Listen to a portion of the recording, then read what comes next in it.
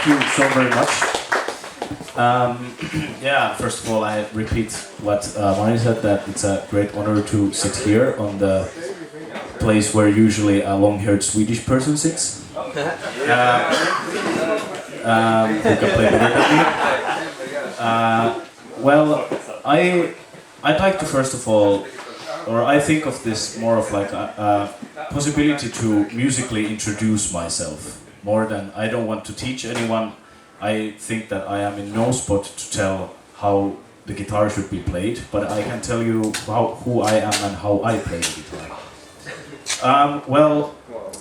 First of all, my name is Justus Salman. 2 German names, not German at all, but and I'm 20 years old, born in 2005, which is crazy. Yes, 2 weeks. I am a sperm, and then I have also been on the rightful guidance of Mr. Santtu Lehtiniemi for 9 years now.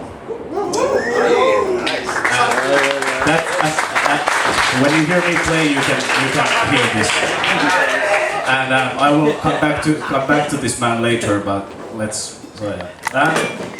Right now, I play in 2 bands. The main one being Induction, based in Hamburg, and where I got through Celine. Celine got me in touch with Tim Hansen, the main songwriter and the guitar player. And thank you for this. And so yeah, basically last year, if you were here, Celine told us like her story and like what Induction's past was to that year, and I can tell you the year after this what happened and how I got into the band. And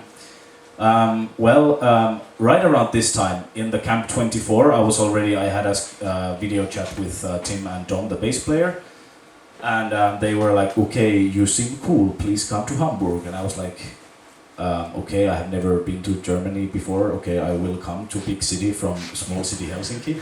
And so I went there. Remember, I went to the airport in September. I had no idea how they look like, maybe like from some picture. I had no idea where they will pick me up. I remember just went to Hamburg airport with 2 guitars, like where in the fuck do I go from here? And so yeah, then we, because Induction used to play on 7 strings. Last year maybe Celine has 7 string, and that was Induction used to play with 7 strings before. But then, right around the time when I joined, they switched that, okay, because the next album that will be out February next year will be played only on 6 strings. So Tim wanted to let go of the 7 strings so we don't have to like carry extra guitars on tour. So I learned the songs, and he forgot to send me the correct tuning list. And when there's 7-string songs, they go low. And so there's also, we use 2 tunings. We use the E-flat standard, the best tuning of all time. And then also drop C. And so I learned some of the songs in drop C where they go low. I was like, okay, of course, like intuitively, like the songs where they go low, I use the lower tuning guitar, but that was not the case. So I remember I went there, first time we played the songs, I was like shit scared. I remember they're sitting in a room with the 2 guys who are like 7 years older than me, and I'm there like, I maybe know how to play. And so then, as the song switched, I was like, okay, now it's the drop C song. And the team was like, no. I was like, what do you mean no? So I had learned, let's say, I was supposed to play 7 songs. I had learned 2, 3 in the correct tuning, and the rest was wrong. So then, at the same time, this was the audition, the main audition that I had bought flight tickets to Finland, and I was like learning the songs, and it sounded like shit. Because of course I had learned songs in different positions, and I was like throughout the weekend I was like, I am not gonna get accepted. I like no fucking way I will get accepted ever, and. But then, and then they said like casually during the weekend, like, oh yeah, there will be a 35-year-old guy from Denmark or somewhere who has played with King Diamond after you, like next week. I was like, okay, great. I mean, I was like also relearning the songs, and I heard that there's a guy who had played with King Diamond coming after me, like, yeah, good luck, Justus, good luck to our Finnish boy. Then I was flying home, and I was sort of like, no, they will, nah, good guys. I will like them, follow them on social media, but no way. Next day, I started my internship at my company to learn how the warehouse was managed, just like a normal day job thing. And after when I got home, there was total radio silence from these two guys. I remember I didn't sleep at all that night because I was like, I mean, they said that they will have a discussion that what my fate will be. Then I was like, I remember I went home, I was like in the bed just like, and next day, in the morning, I get to work, start working, and then during the day again, I had heard nothing from the guys, and I feel the urge to take a massive shit. And it's a big warehouse, and I'm in the far back end, and I feel like I need to go now. You know those moments where there's like the big bass note of your body drops, and they're like, oh shit. And so then I start running, and then like in the middle, the pace gets constantly faster because I'm like, I start losing all hope already. I'm like, oh my god, like I need to. Okay, good. Like first day at the new department of the store, and you know I have brown pants and good stuff.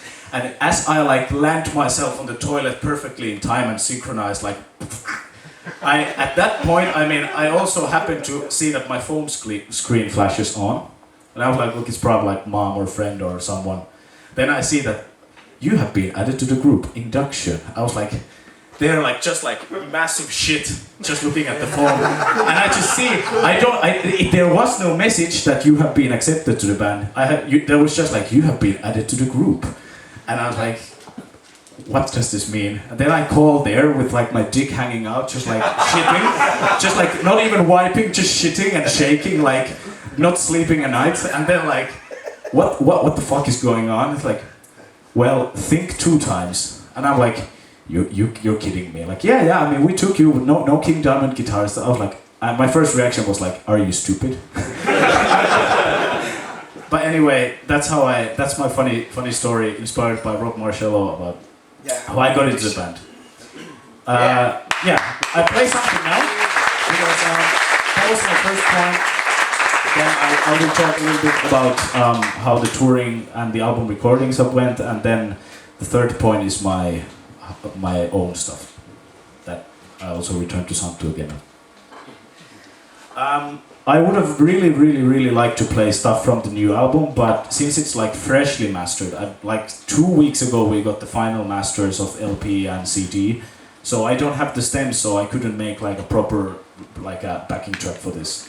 So unfortunately there is nothing now from the new album, but I took 2 of the tracks that Celine did not play last year. One is called Medusa, and I will play that one right now. It was supposed to be on the album, but because of reasons, it was then just a standalone single that was released last year. So here goes Medusa. All the songs, I have not written anything, it's from Tim Hansen. Yeah, he writes nice songs.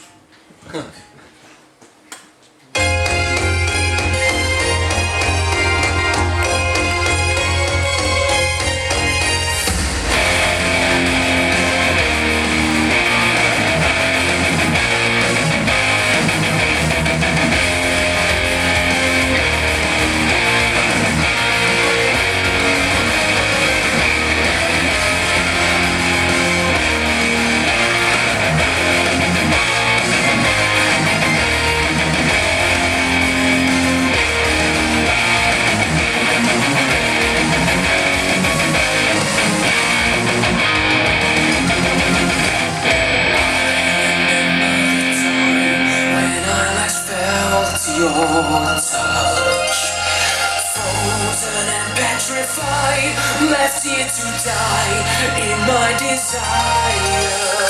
Feeling the heat of your touch as you pull me to you. Burning my skin with your love, I can't get enough. Hold me until I give up. This is the part where I think water on stage.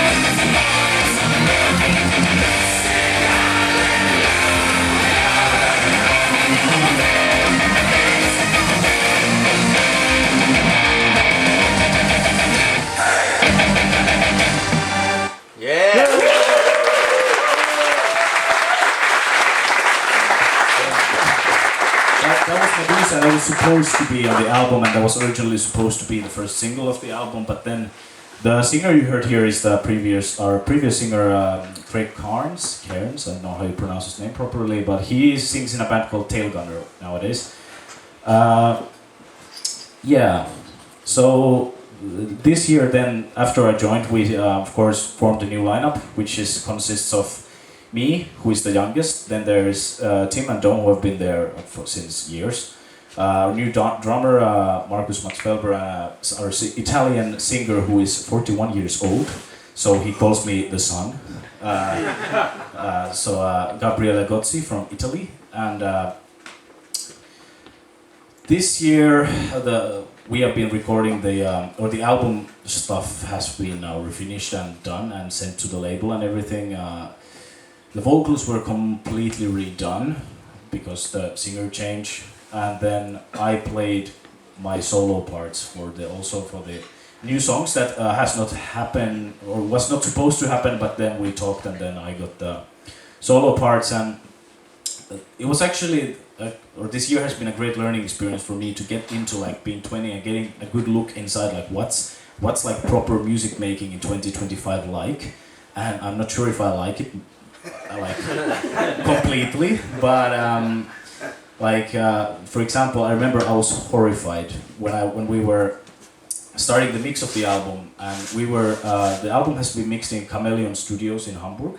It's like a big recording studio with all kinds of tape recorders and good stuff that I like, and shit ton of amplifiers and different cabinets. And I remember the control room with like 4 modded JCM 800s and block letter 5150s with the old tubes and good stuff. And then we are there, where we have recorded the album guitars with the DI tracks, with the quad codecs, and then we're there, and then we decide that let's just like reamp it through the quad codecs. Friedman is a great amp. Let's just use the quad codecs. I'm there sitting in the back couch. We have 4 JCM 800s there, and we are not using them. And I was just there like, because it's not a big deal, or like it is, but since it's not my band, it's not that big of a deal for me. I'm not like losing my sleep, but I was like in the couch just like and I would have probably done it differently, but the sound turned out great, so yeah, but now it's digital, so it's a choice.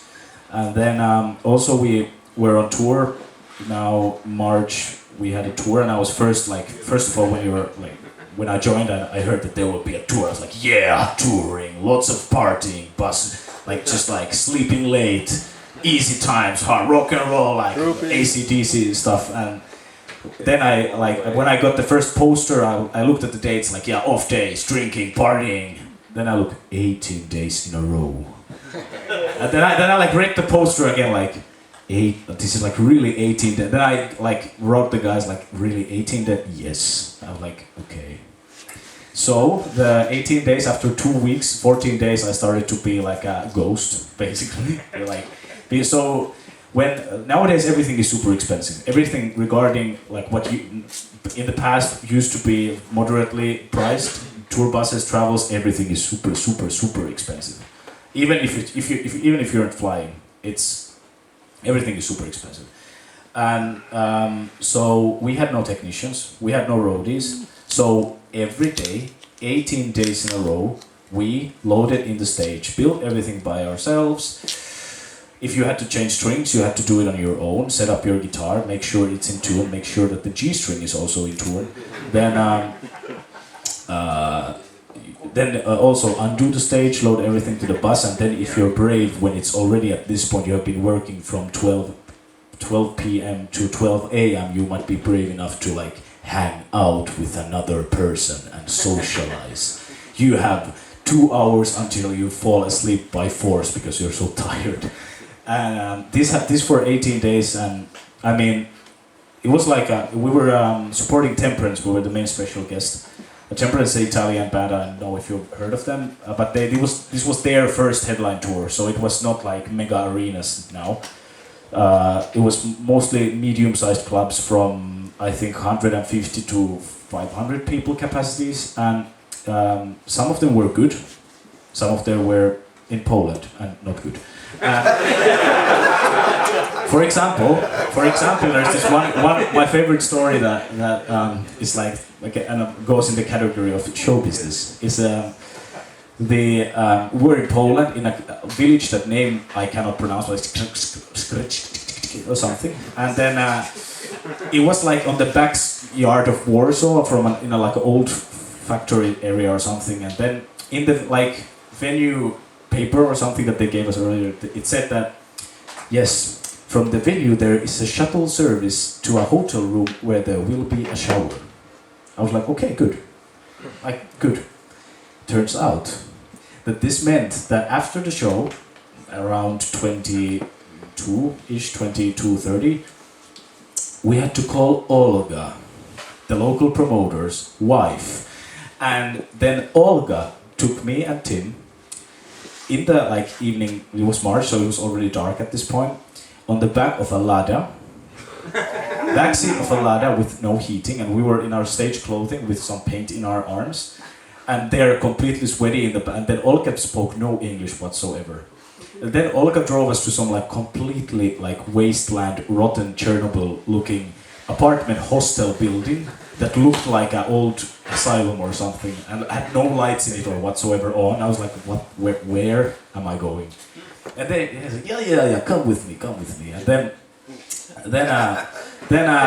she opens the main door and we're like there. And then she opens the first door on a big, like, you know the movie Shining, like a big hallway with lots of closed doors. I was like, oh, this is gonna be nice. And then she opens the first door on the left. And then she like, from maybe the only words that she knew, like, yeah, go in there, but be careful, he's sleeping. And at this point I go like, who is he? And as it turns out, there was some random guy. Like I remember he was sleeping with like this on his like completely half naked, only like boxers on, like a big guy with a beer belly. Like face down, like looked like he was dead or something. Like just like this with the face in the pillow, just like. And then I was like, there was just apparently she just opened like with the the common key which fits to every door. The first door was just some random guy who was sleeping, and he had made food and everything. I mean, it was like a completely like a done apartment. We just randomly go into his shower. And as I opened the shower door, it was like this complete, the cheapest possible shower curtain that you can buy. And it was this that sticks to your skin when you go to the shower. And then I open the curtain and I see a kitchen sink with a green garden hose just like by force put into this kitchen sink. And there was no warm water coming whatsoever. And we were granted, me and Tim, this like paper towel size that could maybe cover an area of this size. And that's how we then wiped ourselves. And then we waited in the night to get back in the venue where some Argentinian guy was like super drunk and slapped me on the back of my ear, and my ear was ringing for three hours from that on, and crazy stuff. But anyway, that was the Polish shower story. I mean, the main point of that story is like kind of that it really for me like these sort of things at 18 days in a row. That shower experience, small clubs, no arenas like with PA that was faulty and everything was kind of bad. I mean, it kind of breaks down. It humbles you up in a way. You don't become Yngwie Malmsteen, or you don't become like super cocky and egoistic that I need a private jet and airplane and seafood cocktail and everything, because you get face to face with the reality, and it's nowadays, and like I don't get paid, and but it kind of humbles you up, and I like it. It's pain, no gain, in a way. Like kind of you learn from it. Yeah. All right, let's play some more music. This one is a standalone single from 2023 with. Let's see if I can make this happen. It's a crazy middle section in this. It's called A Call Beyond. It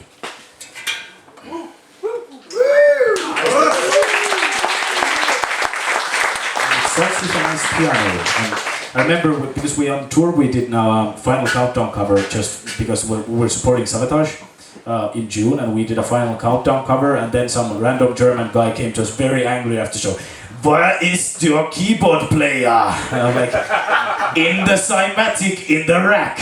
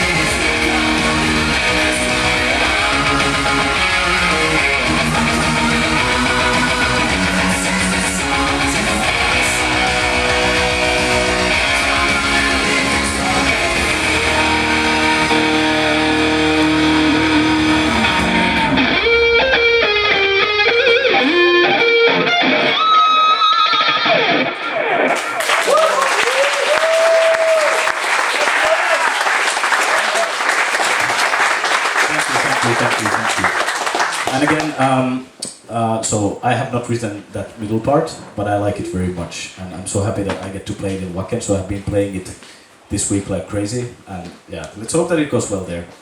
I forgot to mention that in Medusa, the second solo, the thing, it's very simplified. There's a guest solo in that spot played by Kasperi Heikkinen, and that's so difficult, the real thing on the recording. What's the guy? Kasperi Heikkinen, Finnish guy, plays in a band Beast in Black. He's really good. I mean, he does some like I've seen the like video where he plays the solo like it's supposed to be played, and it's like things. So anyway, induction. So induction, for me, it's like a workplace. It's like a workplace where my workmates are like brothers to me. They're really we're working very well together. But then in Finland, where I've been living all my life, I also have some stuff going on, and I have a band called Artion, and that really is fully my way of music, my way of where I let my inspiration shine and what I like. Because I've been under the guidance of Santtu, I have gotten some. I like analog gear, I like guitars, I like shred, I like Yngwie Malmsteen, I like more Yngwie Malmsteen. And that's another guy over there called Lars. He loves Yngwie Malmsteen. We have been talking in Swedish about Yngwie. Oh, very good. You didn't know that was difficult. Yes, and well, personally, I really enjoy the 80s stuff. Everything, and especially the shrapnel, like we talked with Rob already, that I really like the shrapnel stuff, and I'm really inspired by all the shredders, and like overall I like when the guitar is like used at its full capacity in a way, that like it's really being like not tortured like in death metal, but really like being treated. There's like that's why I like Tony McAlpine, like kind of he shreds, but then he also treats it in a way like I could never treat the guitar like this. Or Sean Lane, who is a phenomenal guy whose speed is something where even the Lamborghini cannot comprehend. And yeah, well, Artion is basically my high school friends, 4 guys, and my girlfriend Milja Sivula, who is a phenomenal singer who we don't do any opera or Nightwish stuff with female vocals. She sings with balls, and she's really like a rock girl who really wants to sing like Vince Neil and these guys, and she really does it very well.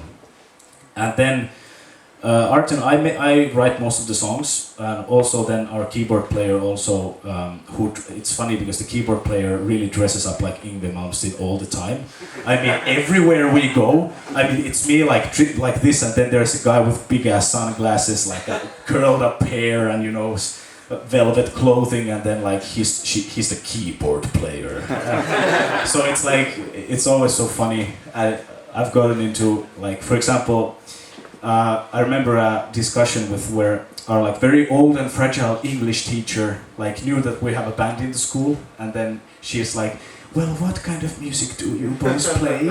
And then I was about to answer like, yeah, like 80s inspired heavy metal, power metal with like neoclassical. Then before I get to say anything, he goes, balls to the fucking walls! To an old and fragile English teacher with the Yngwie glasses on. And I'm like, oh dear. and he's an amazing guy. I mean, he's a really great songwriter, a great player, and like he has a very amazing like pompous persona that I really like. Then, but yeah, what other things can I say here? I mean, I have been playing my ass off with Santtu for every week, and I mean, he has always been pushing me forward, which I really appreciate. I mean, so there are the people like who always come to compliment, you're so good, but Santtu, I mean, I think it's more like he probably knows that I'm good, but he's like really always trying to find the ways where I could become better, and that's why I'm still a teacher, and that's why I cannot teach the guitar way like he does, because he really wants to make you better, right? Like, and really like kind of in a way not say that your shit be better, but like I want to find ways to make you a better version of what you are right now, and that has really been a big reason for why I am in a level of at least like level 0 at being 20. Yeah, man. And also, so, I mean, without something I wouldn't be having the way like how I am right now. So he's amazing guy. And then, yeah. So I've been listening. In Finland I use real caps, and that's why the next song that I will play, it feels so weird to play with this because I always play it on my 12-unit rack monstrosity that weighs 150 kilos. With two 4x12s because you gotta have two because two is better than one and it's more than one.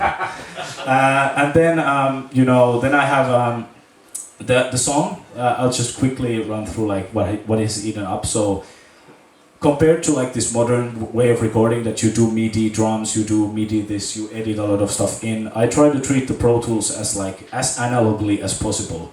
Like I try to take as long edits as I can, and I try to use real amps as much as I can. I try to play most of the stuff instead of like copy pasting or doing stuff like this. So what the song that you can go and listen to it then on Spotify. It's released, but everything I recorded on my rack system. Then Santu reamped it with Engel Invader, I think, the rhythm guitar sound. The lead guitar sound on the album or the single is my rack sound, and it's well I'm not gonna discuss rack gear here because I will be here for the next 5 hours, and then I played the bass like completely, and then it has been reamped with UAD plugin Ampeg, yes. Drums are sampled. What are you gonna hear from the backing track? They're like Superior Drummer samples, but they are played in real time. They're not gridded, so it's like really alive. And then the synths is a funny story again because we didn't our keyboardist didn't own a synth until last year, so he used MIDI. And then when you don't grid your drums and you use MIDI, it's not in like perfect sync because MIDI is always in the absolute time. And if you play drums to a click and you don't grid the drums, and then you play everything to like the real drums, your synths are always off a little bit because they're always in the absolute time. So I remember when I would happily send the tracks to Santu, like, hey, mix this. Here's all the tracks. Then after some time, I see like when I go to his lesson, I see like a pale zombie, like I have been mixing. Trying to edit your motherfucking Logic synths for 4 days now. You better play these, and I will. There's bass frequencies from 2 Hz onwards to every single goddamn frequency channel ever. How can this be EQ'd when there's just like fizzing and fuzzing everywhere? And I was like, okay, I will record this like with a groove, and then we recorded the synths again. There's a little bit of those edited, timed Logic synths in the song, but they're also played as everything else is played and sung, and yeah. The track is called Going Supersonic. That's a nice and cheesy name for a fast song. And yeah, I mean, the song is, there will be some neoclassical stuff going on, and then it's mostly, you can hear my influences very well here. I mean, this is a band which I consider as my like musical dumping ground, where I mean, Induction is bigger. I mean, we have like 300 followers on Instagram or something, but it's important for me because it's like where I create my own shit and dump it, and if no one likes it, good. If someone likes it, not good. But let's see. Let's give it a go. It's called Going Supersonic, and I mean, check it out if you like it. But and yes, the counting of the song. I asked a couple of weeks ago, Santu, can you make like a guitar karaoke version? And he was like, yeah, for sure. And then a couple of days before the camp, he sent me this file, and I spent 20 minutes laughing at the counting that you will hear. And when you hear the count, I'm not gonna tell you what it is, but when you hear it, I can just tell you that he has put like 30 minutes of editing into just the counting. So, yeah, it's kind of. If you actually let me like think of what the counting could be, think of how can you count to 4, and think of what it will be, and if you can get this right, I mean, I will pay you 10 euros or something. But Yeah. Then I have some stickers. We don't have any merch. We don't have any CDs. We don't have any T-shirts. But I have some stickers, so you can get some stickers like that look like this. But yeah. Get ready. Right. Count. 1, 2, 3 sauna.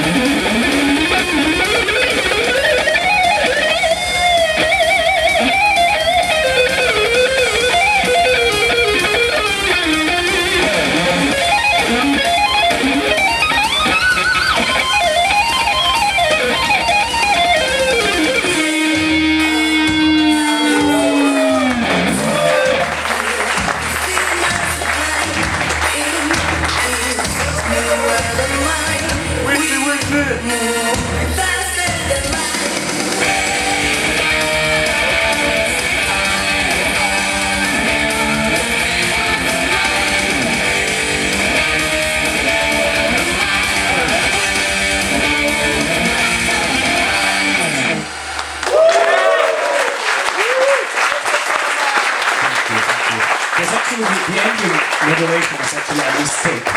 It's funny. Because I told my keyboard player who comes from a classical, like a violin background, that because I'm tuned in E flat, when we originally made the song, like, hey, let's modulate to G. And I was, of course, like wrong, because I was talking of the guitarist G. which is a G flat, and that's in the key of E flat minor.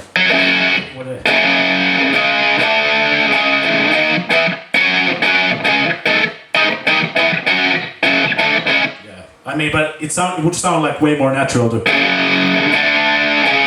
So then, when he sent me the tracks, I immediately noticed it. So now you have a power metal song with Paganini that modulates to the major third. So yeah, but thank you very much. I don't have anything else to say, and rock on, rock and roll.